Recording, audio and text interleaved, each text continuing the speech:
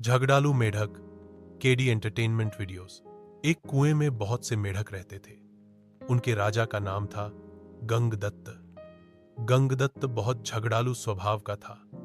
आसपास 2-3 और भी कुएं थे, उनमें भी मेढक रहते थे। हर कुएं के मेढकों का अपना राजा था। हर राजा से किसी न किसी बात पर गंगदत्त का झगड़ा चलता ही रहता था। वह अपनी मूर्खता से कोई गलत काम करने लगता और बुद्धिमान मेढक रोकने की कोशिश करता तो मौका मिलते ही अपने पाले गुंडे मेढकों से पिटवा देता। कुएं के मेढकों में भीतर गंगदत्त के प्रति रोष बढ़ता जा रहा था। घर में भी झगड़ों से चैन न था। अपनी हर मुसीबत के लिए दोष देता। एक दिन गंगदत्त पड़ोसी मेढक राजा से खूब झगड़ा।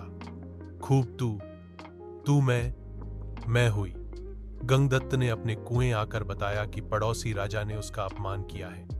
अपमान का बदला लेने के लिए उसने अपने मेढकों को आदेश दिया कि पड़ोसी कुएं पर हमला करें। सब जानते थे कि झगड़ा गंगदत्त ने ही शुरू किया होगा। कुछ सियाने मेढकों तथा बुद्धिमानों ने एकजुट होकर एक स्वर में कहा, राजन, पड़ोसी कुएं में हमसे दुगने मेढक हैं। वे स्वस्थ व हमसे अधिक ताकतवर हैं। हम यह लड़ाई नहीं लड़ेंगे। गंगदत्त सन्न रह गया और बुरी तरह तिलमिला गया। मन ही मन में उसने ठान ली कि इन गद्दारों को भी सबक सिखाना होगा। गंगदत्त ने अपने बेटों को बुलाकर भड़काया, बेटा, पड़ोसी राजा ने तुम्हारे पिताश्री का घोर अपमान किया है। जाओ, पड़ोसी राजा के बेटों की ऐसी पिटाई करो कि वे पानी मांगने लग जाए। गंगदत्त के बेटे एक दूसरे का मुंह देखने लगे। आखिर बड़े बेटे ने कहा, पिताश्री, आपने कभी हमें टर्राने की इजाजत नहीं दी। टर्राने से ही मेढकों में बल आता है, हौसला आता है और जोश आता है। आप ही बताइए कि बिना हौसले और जोश के हम किसी की क्या पिटाई कर पाएंगे। अब गंगदत्त सबसे चिढ़ गया। एक दिन वह कुड़ता और बड़बड़ाता कुएं से बाहर निकल इधर उधर घूमने लगा। उसे एक भयंकर नाग पास ही बने अपने बिल में घुसता नजर आया। उसकी आंखें चमकी। जब अपने दुश्मन बन गए हो तो दुश्मन को अपना बनाना चाहिए। यह सोच वह बिल के पास जाकर बोला, नागदेव, मेरा प्रणाम। नागदेव फुफकारा, अरे मेढक, मैं तुम्हारा बैरी हूं, तुम्हें खा जाता हूं और तू मेरे बिल के आगे आकर मुझे आवाज दे रहा है। गंगदत्त टर्राया, हे नाग, कभी कभी शत्रुओं से ज्यादा अपने दुख देने लगते हैं।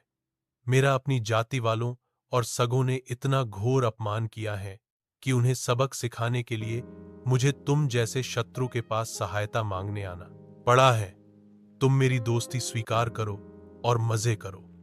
नाग ने बिल से अपना सिर बाहर निकाला और बोला, मजे? कैसे मजे? गंगदत्त ने कहा, मैं तुम्हें इतने मेढक खिलाऊंगा कि तुम मुटाते मुटाते अजगर बन जाओगे। नाग ने शंका व्यक्त की, पानी में मैं जा नहीं सकता, कैसे पकड़ूंगा मेढक? गंगदत्त ने ताली बजाई, नाग भाई, यही तो मेरी दोस्ती तुम्हारे काम आएगी। मैंने पड़ोसी राजाओं के कुओं पर नजर रखने के लिए अपने जासूस मेढकों से गुप्त सुरंगें खुदवा रखी हैं। हर कुएं तक उनका रास्ता जाता है। सुरंगें जहां मिलती हैं वहां एक कक्ष है। तुम वहां रहना और जिस मेढक को खाने के लिए कहूं उन्हें खाते जाना। नाग गंगदत्त से दोस्ती के लिए तैयार हो गया, क्योंकि उसमें उसका लाभ ही लाभ था। एक मूर्ख बदले की भावना में अंधे होकर अपनों को दुश्मन के पेट के हवाले करने को तैयार हो तो दुश्मन क्यों न इसका लाभ उठाए। नाग गंगदत्त के साथ सुरंग कक्ष में जाकर बैठ गया। गंगदत्त ने पहले सारे पड़ोसी मेढक राजाओं और उनकी प्रजाओं को खाने के लिए कहा। नाग कुछ सप्ताहों में सारे दूसरे कुओं के मेढक सुरंगों के रास्ते जाकर खा गया। जब सब समाप्त हो गए तो नाग गंगदत्त से बोला, अब किसे खाऊं, जल्दी बता। 24 घंटे पेट फुल रखने की आदत पड़ गई है। गंगदत्त ने कहा, अब मेरे कुएं के सभी सियानों और बुद्धिमान मेढकों को खाओ। वह खाए जा चुके तो प्रजा की बारी आई। गंगदत्त ने सोचा, प्रजा की ऐसी तैसी हर समय कुछ न कुछ शिकायत करती रहती है। उनको खाने के बाद नाग ने खाना मांगा तो गंगदत्त बोला, नागमित्र, अब केवल मेरा कुनबा और मेरे मित्र बचे हैं। खेल खत्म और मेढक हजम। नाग ने फन फैलाया और फुफकारने लगा, मेढक, मैं अब कहीं नहीं जाने का।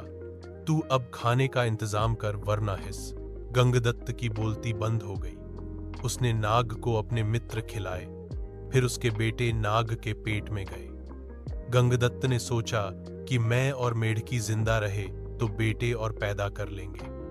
बेटे खाने के बाद नाग फुफकारा, और खाना कहाँ है? गंगदत्त ने डरकर मेढकी की ओर इशारा किया। गंगदत्त ने स्वयं के मन को समझाया, चलो बूढ़ी मेढकी से छुटकारा मिला। नई जवान मेढकी से विवाह कर नया संसार बसाऊंगा। मेढकी को खाने के बाद नाग ने मुंह फाड़ा, खाना।